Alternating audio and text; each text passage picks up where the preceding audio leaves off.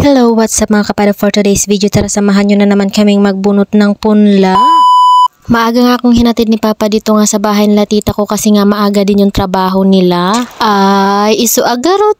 Outfit check nga pala tayo muna mga kapada at hindi nga mawawala itong hangkaputi kasi nga ngayong araw nga din darating itong bagyong Imong. Ang bubunutin niya pala naming punla ngayon mga kapada ay kila tita ko, kaya nga makikita nyo sa videong ito na tatlo nga lang kami. Talo nga kinalangamhan mga atid to. Baka kontrata mi atoy kapada.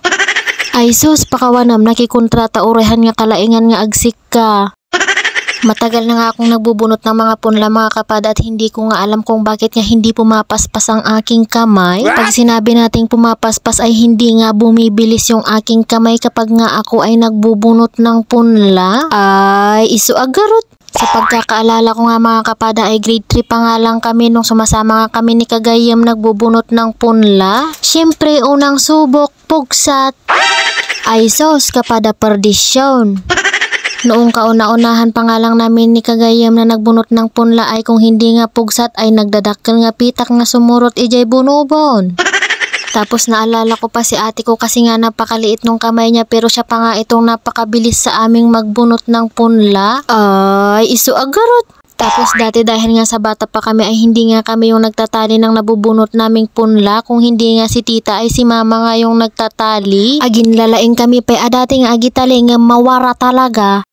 Mura pa nga ang pasahod dati sa pagbubunot ng punla kasi nga kapag naka-4 na piraso ka ay piso nga lang yun. Akalain mo yun kapag naka 100 na piraso ka 25 pesos. Samantalang ngayon 2.25 na ang isang tali. Mag-3 pa yan kapag nairot. Tignan nyo yan mga kapada, sobrang mahal na ng mga paupa ngayon sa bukid. Tapos magpapatanim ka pa, magpapakuliglig, tapos kailangan pa ng mga abono. Tapos no pinag-aakas ay na, sulitin dama, nga ibabati presyo ti pagay. Pamaayan yung matan.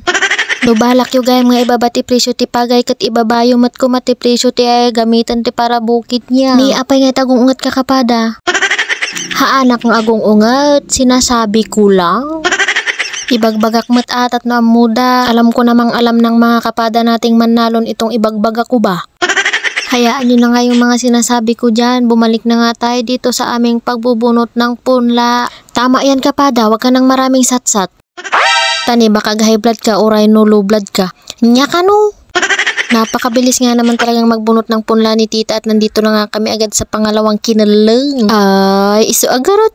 Alam niyo ba mga kapada na sa oras nga na iyan ay parating na nga si Bagyong Imong? Napipredict ko na nga dyan na parating na nga si Bagyong Imong kasi nga napakalakas na ng hangin. Pero kahit nga may bagyo ay sasabak pa rin nga tayo kasi nga ganito ang buhay ng isang magsasaka. Kapag nga ganitong tuloy-tuloy ang ulan ay kailangan nga may baon kang maraming kape. Awan, ti acid-acid no kastoy nga nalamies. Ngam no nagkure, uray nala isangit. Saan ka ibagangahan nga maulitan? O, nakarelate ka na naman. Gaya ka sa akin eh. Kat noan niya tikon kunam kapada kat isumatan ati kung kunamen. Sayo ibaga niya. Agsik kakakit din kapada tanelas nga kinalangan.